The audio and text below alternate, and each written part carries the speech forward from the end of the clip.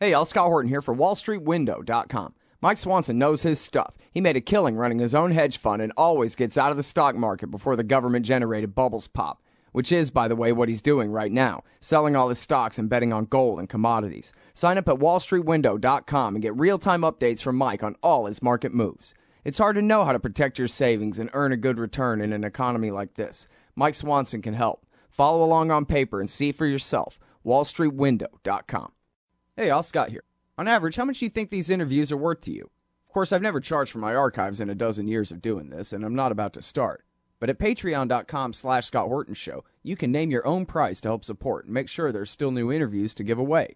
So what do you think? 2 bits? $1.50? There are usually about 80 interviews per month, I guess, so take that into account. You can also cap the amount you'd be willing to spend in case things get out of hand around here. That's patreon.com/Scott Horton Show. And thanks, y'all. All right, y'all, Scott Horton Show. I'm him. Check out the archives at scotthorton.org. More than 4,000-something interviews going back to 2003 there now. scotthorton.org. Sign up for the podcast feed there as well. And follow me on Twitter at Scott Horton Show. All right, introducing David Noriega. He is a reporter for Buzzfeed News. And he's got, it's the spotlight today on antiwar.com. It's Meet the Charming, Terrifying Face of the Anti-Islam Lobby. An article all about a group called Act for America and its leader, Brigitte Gabriel. Very good work, very important work here. Welcome to the show, David. How are you? I'm good. Thanks for having me, Scott. I really appreciate you making some time for us today on the show to talk about this. The Islamophobia industry, it's a very unique and interesting phenomenon in America right now. Of course, everybody knows that history began on September 11th. And the cause was that Islam makes people hate innocence and virtue and attack it. And that the George H.W. Bush and Bill Clinton administrations never happened. And so since we have to start with that premise in all discussions of America's terrorism problem, I guess that kind of makes it pretty easy for people like this to just take that premise and run with it. In fact, what is to distinguish between an Islamic terrorist and the Muslim who lives next door to you? Right. I mean, I think that's the entire premise that the anti-Islam lobby, as we call it in the story, has been advancing for a while. I mean, I think the difference between your typical anti-Islam ideologue and Brigitte Gabriel is the fact that she has devoted her career to really actually sort of bringing those ideas to the local level and to the individual level, making people feel like that's something that affects them in their sort of mundane daily life, and it's something that they can act on in a concrete way, right? Rather than an abstraction in perhaps the way that it may have been before. Uh-huh. Yeah, well, yeah, that's a very good way to put it, because you do have Frank Gaffneys of the world, but nobody ever really meets him.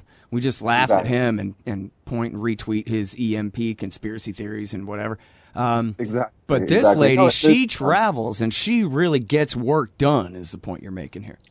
Exactly. She really gets her hands in the dirt. She does the tedious, hands in the dirt work of organizing people and talking to people one-to-one and empowering people to talk to others in their communities.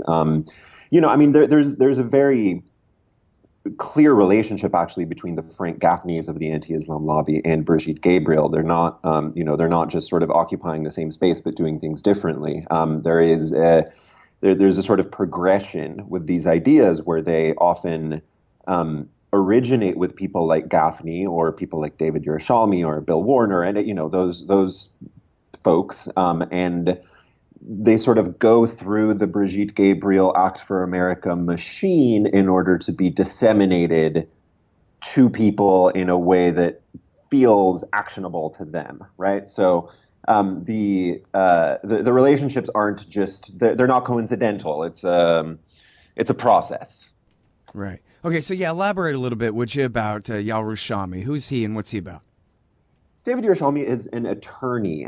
He's basically he and Gaffney together, but mostly Yerushalmi was the brainchild of the anti-Sharia craze, that happened a few years ago that started, I think, around 2010 and peaked, if I'm not mistaken, around like 2011, 2012, something like that. He's a lawyer based in New York. There's actually, for anyone who's curious, there's a pretty good profile of him in the New York Times from 2011 written by Andrea Elliott. And it's still good. It's still a good profile, and it's mostly still relevant. It explains basically, who he is and the work that he does. He actually is he's general counsel for the Center for Security Policy for Gaffney's group, and he co-founded another group called the American Freedom Law Center. I think of him as basically being the anti-Islam lobby's lawyer. That's the role that he plays, and that has both in terms of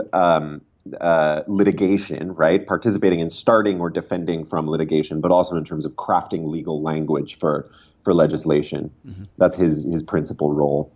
Well, and the tie with Gaffney is really key here because, of all the neocons, he certainly is kook enough to actually believe this stuff, right? Like on a Daniel Pipes type of a level where, where Wolfowitz knows he's lying. Gaffney gets so worked up about things that he likes being scared of that he makes a very good pitchman for this kind of thing, right? Like this is a guy who, I'm just guessing, I can't really read his mind, but it seems he really believes that Iran is about to have a nuke, even though they don't have any nuclear weapons grade material whatsoever in their entire country. And somehow they're going to sail a barge with a missile on it to America's East Coast, launch one missile, and instead of nuking New York or D.C. with it, they'll launch it into the air, and somehow with magic, because no real EMP effect from an atom bomb could achieve this, they'll knock out all electronics in North America forever, and we will all starve in the dark, and 90% of us will die. And he's the kind of guy who really, he's pushed that for years. And if you ask him, I've seen video of him being, people asking him follow-up questions. He seems to really believe this stuff. So that makes him very effective, I think, that he's kook enough that he takes this stuff so seriously that it makes him work really hard with others to really spread this, and make people terrified of Muslims, even though there are millions of Muslims in America. And if they were all at war with us, we would know it. Right. Yeah, I think the question of sincerity with people in the anti-Islam lobby is an interesting one, and it's one that keeps coming up, right? And it's unfortunately one where I think we're often left to speculate, but I definitely think that Gaffney is a true believer, for sure. I think Gabriel is a true believer as well. There are obviously also people who are sort of affiliated with these groups and these ideas that, I think it's safe to say they're doing it for personal, financial, and or political gain. But yeah, the thing that I find most interesting about Gaffney is that, there are obviously a lot of parallels between sort of Cold War hysteria and Cold War paranoia and conspiratorial, frameworks and post 9/11 conspiratorial frameworks, right? They're very similar in their structure. They're similar in their mindset. They're similar in their kind of paranoid thinking. Gaffney is just a very direct, concrete link between the two, right? He sort of cut his teeth on the Cold War paranoia and has now just transplanted it fully into the anti-Islam paranoia. It's as direct as you could hope, and it makes that parallel all the more illuminating because this is not, even though the perceived enemy might be different, the frameworks and the structures and the ways of thinking, I think, are, we've seen them countless times before in American history. Right.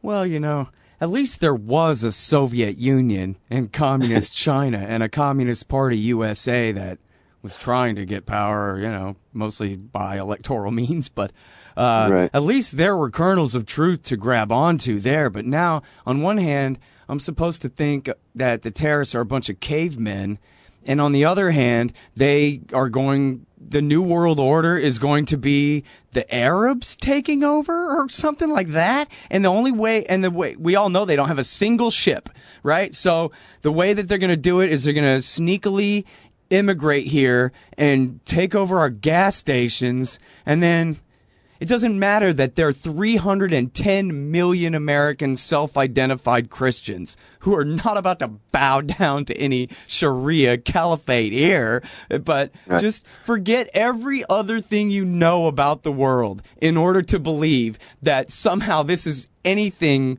You couldn't even put this in a comic book. It's so stupid. You know, give me a break. The Soviet Union was a thing with H-bombs, you know? Yeah. No, I mean, you bring up a good point, which I think it's not completely irrelevant to what's happening now, right? In the sense that there's, I think with groups that are founded on paranoia like this, there's often something that you can point to that exists in the real world, no matter how sort of tiny a percentage of their total worldview it actually constitutes. But there's, the reason that Act for America works, right? The reason that Brigitte Gabriel can go give these speeches and really rile people up and make them feel like they are a part of something, make them feel like they're doing something that's good for America and for the world, is because there are terrorist attacks, right? I mean, there are, like Orlando happened and San Bernardino happened. These things happen and people are afraid, right? I mean, there has to be some kind of tendril connecting the things that people are feeling to reality, no matter how tenuous, in order for these things to flower, right? And again, I think in terms of the sort of actual material viability of these things, it's, I don't want to get too lost in those comparisons, but yeah, absolutely. There's a huge leap between that fear that is based on something at least partially real and the notion that the Muslim Brotherhood is slowly perpetrating a, sort of internal takeover of American society. Like there's just no.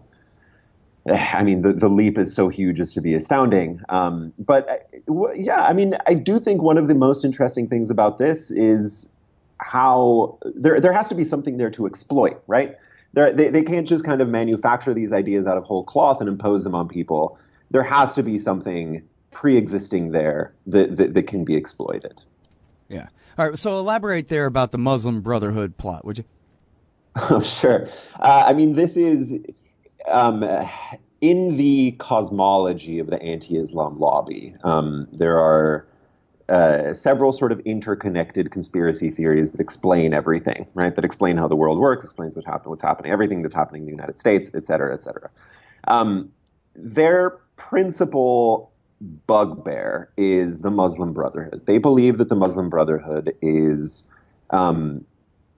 directly behind virtually every single Muslim American civil society organization. They believe that pretty much every single time a Muslim in the United States even begins to approach some kind of position of social prominence, that, the invisible hand of the Muslim Brotherhood is actually behind it, and it's a part of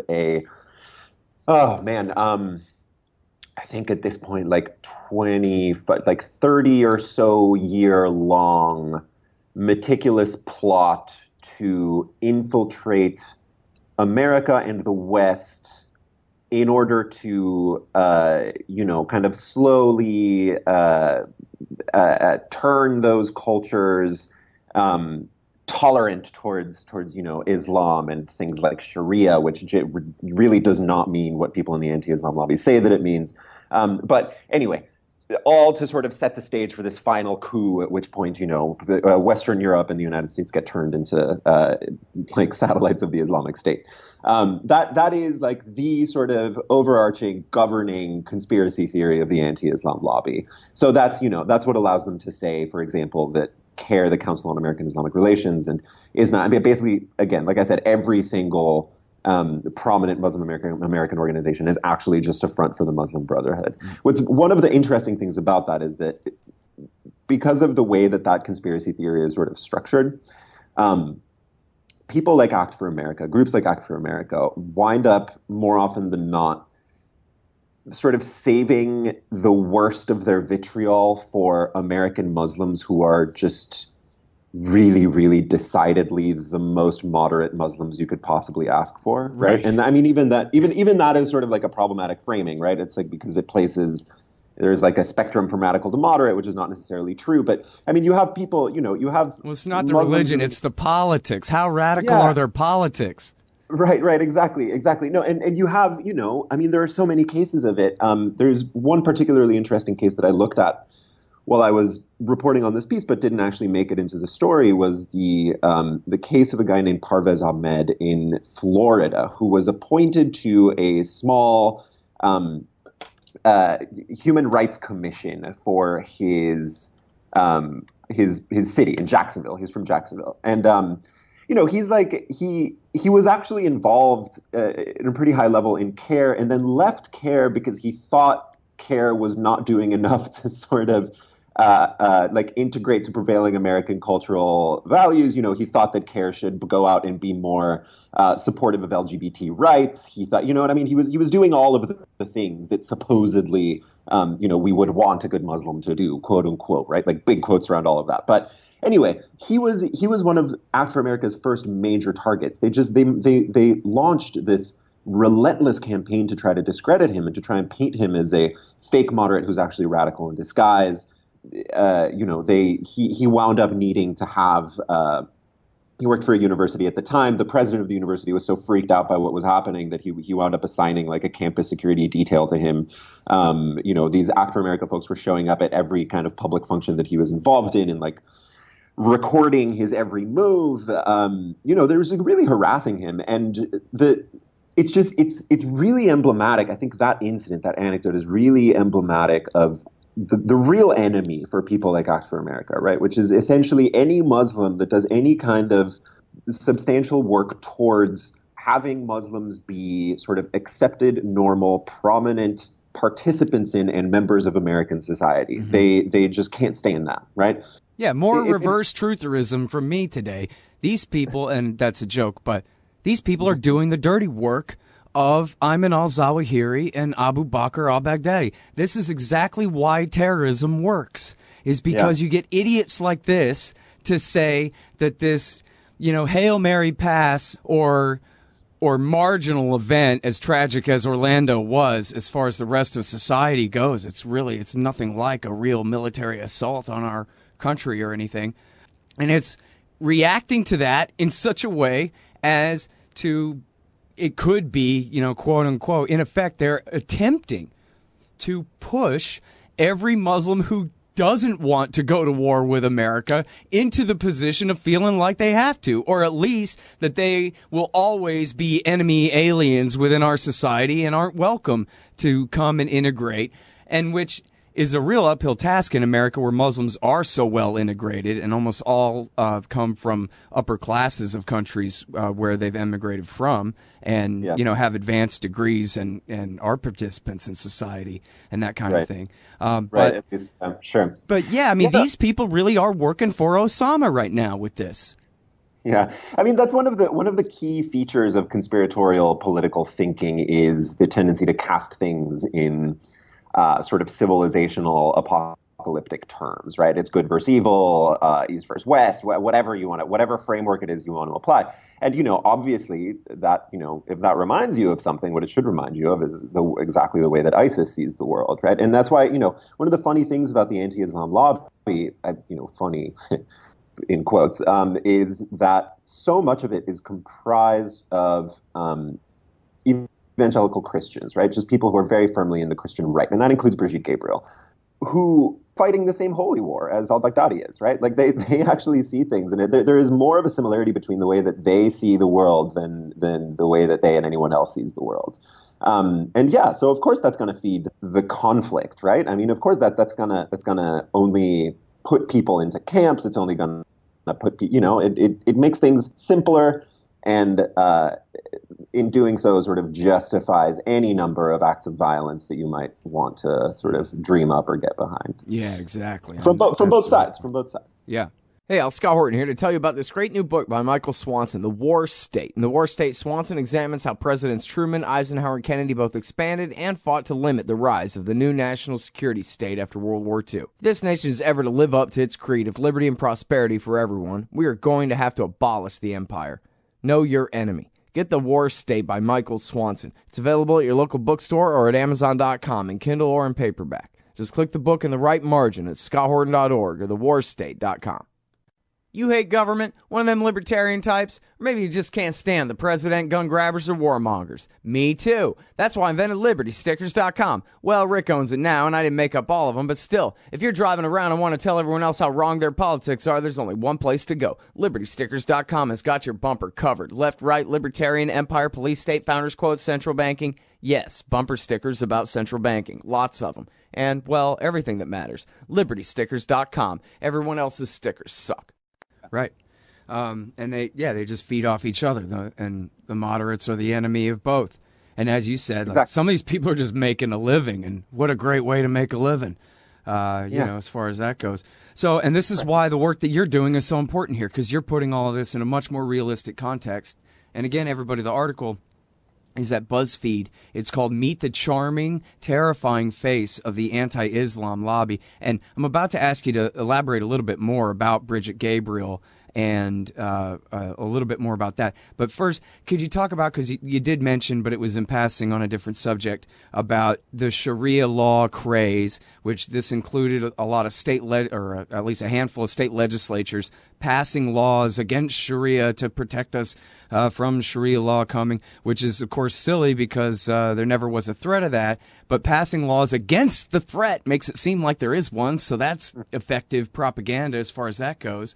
But so, and of course, we do see the Islamic State, and they're throwing alleged gays off the roof for their crimes, supposedly. And people say, oh, no, if that's what Sharia is, and that's coming to Texas or coming to California, then, you know, oh, my God, what are we going to do about it? But you said, nah, that's not really what Sharia law means, but you didn't get a chance to say what you meant by that. So please do.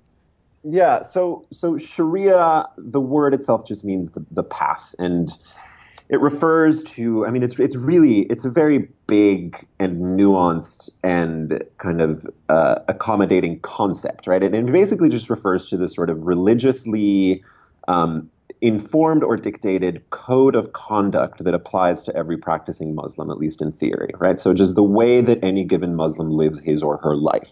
And it extends to really everything. It's just a sort of all-encompassing code of conduct. Now, one component of that is that it has a legal or jurisprudential component, which is the work of, religious legal scholars interpreting, Islamic scripture in order to come up with laws, right? But the thing is that aspect of Sharia, the sort of concrete legal aspect of Sharia, varies really dramatically from culture to culture, right? It's a question of how it's interpreted and implemented in the context of a larger political system.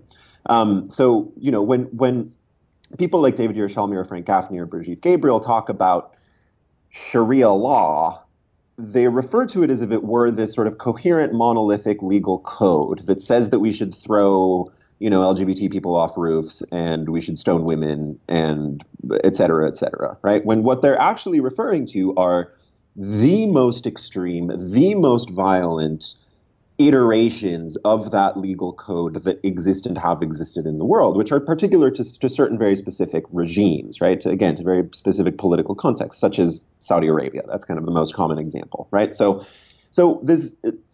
The notion that Sharia law is a concrete thing that exists in the world that is sort of, describes the underlying legal code for all of Islam, is itself, it's a spurious idea, right? And B, the idea that there is an effort to impose, said Sharia law in places where it does not currently,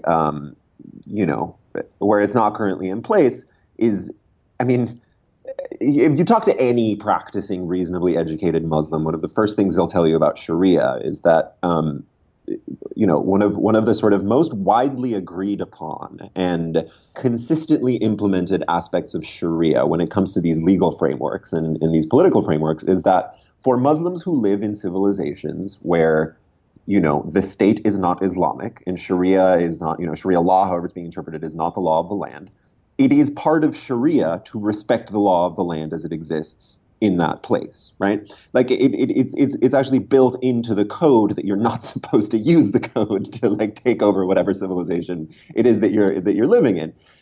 So anyway, I mean, the number of ways in which this conspiracy theory can be debunked is really there. There are a lot of ways that you can do that. Well, let's talk about the truth of, what are the supposed controversies as far as how Sharia has been used by anyone in America, for example?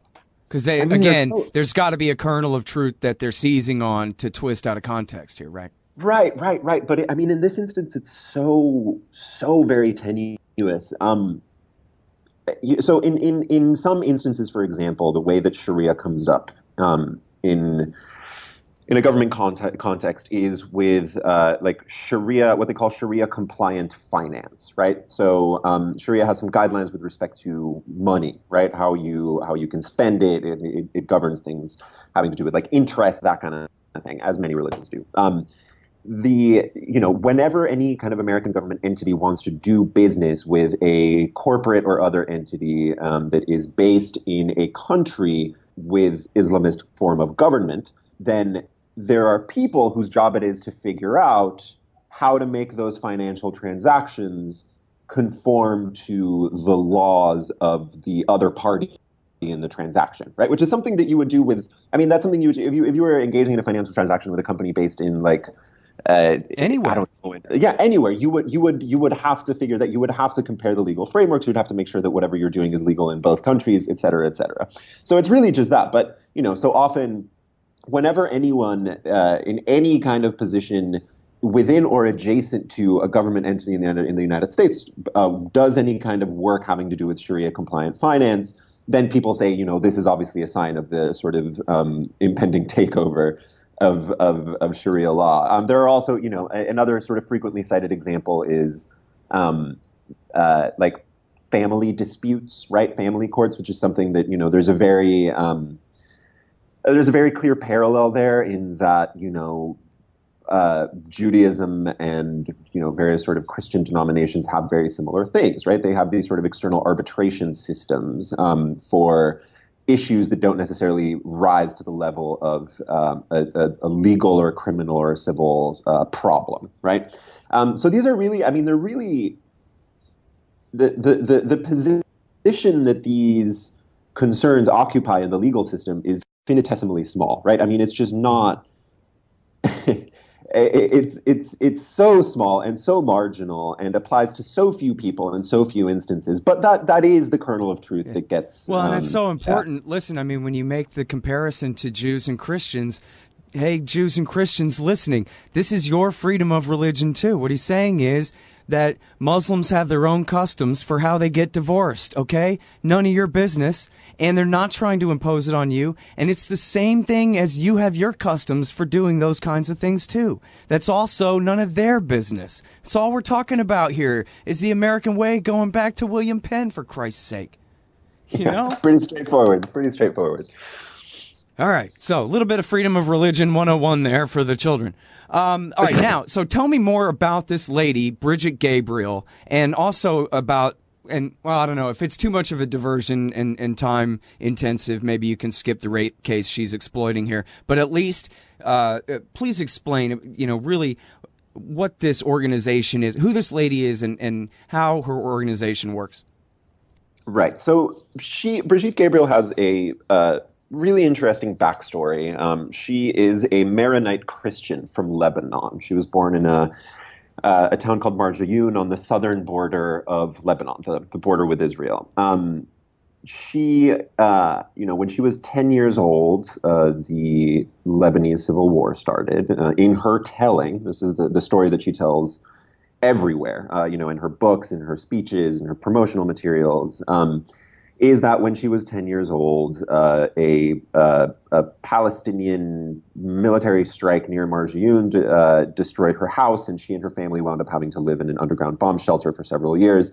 The key thing here is that she explains she casts the Lebanese Civil War as a sort of plainly religious conflict, which was started by radical Muslims out of hatred for Christians and Jews, which is simply untrue. It's just patently untrue. Any halfway respectable scholar who's looked at the Lebanese Civil War will tell you that that's not true. It was an immensely complicated conflict with, a number of factions, a number of causes. Religion was one, and especially towards the beginning of the conflict, one small component, right? I mean, even the Palestine Liberation Organization, which in Gabriel's telling was sort of the instigator for a lot of this, was a secular Marxist socialist organization. You know, they were not Islamists by any stretch of the imagination. You know, after 1979, after the Iranian Revolution, that sort of injected some degree of Islamism into the Lebanese Civil War. But it was, you know, yeah, and Hezbollah wasn't created until after the Israeli invasion in 1982. Exactly. Yeah, exactly. So I mean, it's a really, really, really stunning simplification of a very complicated conflict. But you know, it works, and so she bills herself as a quote unquote survivor of Islamic terror, right? And one of the things that she likes to say is that, you know, she's stared the enemy in the face, right? Like, she knows who the enemy is because she's suffered at the hands of the enemy. And as a sort of personal history, it's very effective. It makes people really believe her. And that also has to do with another sort of ancillary and very interesting phenomenon in this world, which is that there is a huge appetite amongst, especially, you know, far-right evangelicals and far-right Zionists in America. There is a huge appetite for emissaries of these ideas, right, of these anti-Muslim ideas, who are themselves from the Middle East, or who are, or at least claim to be, former Muslims, right? There's just, like, nobody gets more attention than somebody who can claim some kind of connection to that world, right, to the Middle East, or to the Arab world, or to Islam. And, you know, my theory is that it has to do with sort of evangelical redemption narratives, right? It's sort of like people seeing the light. But anyway, I'm straying a bit from the point. Anyway, Brigitte Gabriel uses this personal history of hers to convince people of these conspiratorial ideas that we've been talking about. And she specifically does it in, you know, 2 or 3 different ways. A, she writes books. She has 2 New York Times bestsellers. B, she's on the speaking circuit. She's a, you know, very effective, highly sought after speaker, particularly in the evangelical and Zionist speaking circuits, and with Act for America. Act for America is her grassroots organization that she founded in 2007. She you know, built the organization with the help of Guy Rogers, who was the former national field director for the Christian Coalition, which is Pat Robertson's grassroots organization, which, you know, sort of changed the face of American conservative politics in the 90s. And those are the 3 ways that she, A, disseminates her message, and B, makes money. So she's very charismatic, very mediagenic. She shows up on TV all the time. Whenever there's a terrorist attack, she gets called onto, you know, usually Fox News, but sometimes other places, to ostensibly explain what's happening. And, you know, people who know about her and follow her really, really, really love her. She has a rabid following, right? I mean, the people think she is just so amazing and such an inspiring figure, and, you know, they think she speaks the truth when nobody else is willing to speak the truth, and that's part of what makes her so powerful, right? Is that just as a person, as a sort of character, she's very charismatic and compelling. That's basically Brigitte Gabriel in a nutshell. And then, so she's just on a permanent tour like Iron Maiden or something, just going around town to town, or what? I'm not sure she would appreciate the Maiden parallel, but I think she used to be a lot more, right? I think she used to.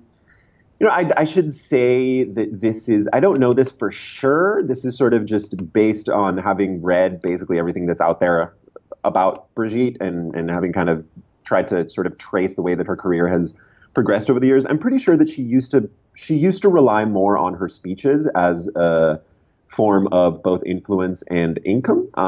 And now that's a little bit less, because she's a little bit more of a rare and therefore even more sought after speaker now. And I think she spends more of her time these days actually just working on the politics of it, and working on Act for America, and kind of leveling up in terms of actually wielding political influence rather than just going around and giving speeches. Yeah. Well, you know, in the past I've spoken with Max Blumenthal, who wrote a great article for Tom Dispatch called The Great Fear, about the Islamophobia industry. And right. Eli Clifton has done, I think he did the first report for the Center for American Progress, and they did a follow-up as well. And certainly Blumenthal and Clifton both found a lot of connections to Israel here and a pretty clear narrative that the Israel lobby wants Americans to hate and fear Muslims of all descriptions from now on as best they can, because guess who their enemies are and guess who they're stealing land from? People who are Muslims. So as long as they can make it look like, oh, yeah, we're your Fort Apache out here fighting your war for you on the front lines against the Muslim menace and all that, then that does real well for their narrative of stealing the West Bank because they so-called have to, and getting away with it with American acquiescence. And I wonder, how much of Israel and their lobbies and their influence you found. You mentioned Yarushami, which is not just that he's Jewish, but it's that he's, connected with Israel lobbying organizations and that kind of thing, as they have shown. But I wonder how much of that you found in your research on this subject.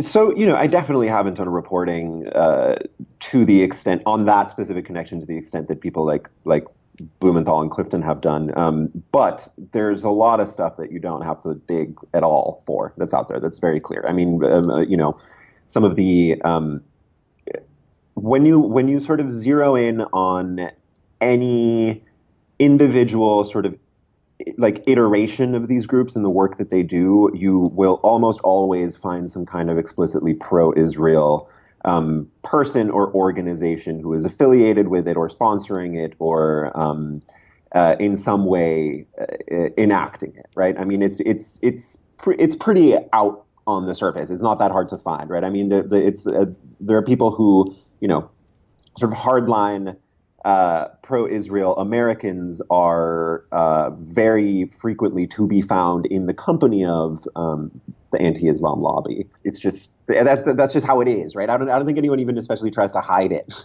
I think it's just those are the folks involved, right? Whenever you look at this kind of thing, there's two camps, right?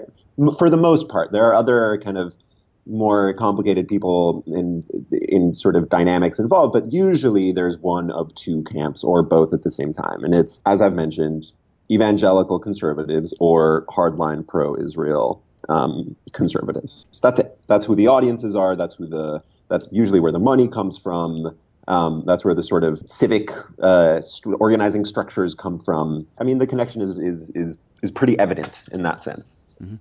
Well, and, as Walton Mearsheimer emphasized in their book about the Israel lobby, that, hey, this is politics in a democratic society. That's how it works, man. You hire lobbyists to push your narrative, to get your agenda through, and, checks and balances rely on others doing work that pushes back. And where others would distort the truth, we got to tell what it really is. And so it's very important work that you've done here. I really appreciate it. Thank you, Scott. I appreciate that. All right, y'all. That is David Noriega. Check him out at Buzzfeed.com. It's the spotlight today on antiwar.com. In fact, meet the charming, terrifying face of the anti-Islam lobby. It's also sub-headline, Brigitte Gabriel wants you to fight Islam. Again, at Buzzfeed.com. And that's the Scott Horton Show. Thanks, y'all, for listening. Check out the archives and sign up for the podcast feed at scotthorton.org. Help support at scotthorton.org/donate, and follow me on Twitter at Scott Horton Show. Thanks. Hey, y'all, Scott here. The thing is, I need you guys to help me to get these download numbers up. So do me a favor and sign up for the podcast feeds of this show. You can choose the whole show or just the interviews at iTunes and Stitcher. All the buttons you need are at the top of the right margin at scotthorton.org. The more subscribers I have, the more iTunes and Stitcher will help promote the show to new listeners. If you're a hardcore fan, brand new or from way back, please leave them customer ratings and reviews, too. Trying to get these wars ended. Hey, y'all, Scott here. First, I want to take a second to thank all the show's listeners, sponsors, and supporters for helping make this show what it is. I literally couldn't do it without you. And now I want to tell you about the newest way to help support the show. Whenever you shop at Amazon.com, stop by scotthorton.org first, and just click the Amazon logo on the right side of the page. That way, the show will get a kickback from Amazon's end of the sale. It won't cost you an extra cent. And it's not just books. Amazon.com sells just about everything in the world, except cars, I think. So whatever you need, they've got it. Just click the Amazon logo on the right side of the page at scotthorton.org, or go to scotthorton.org/Amazon.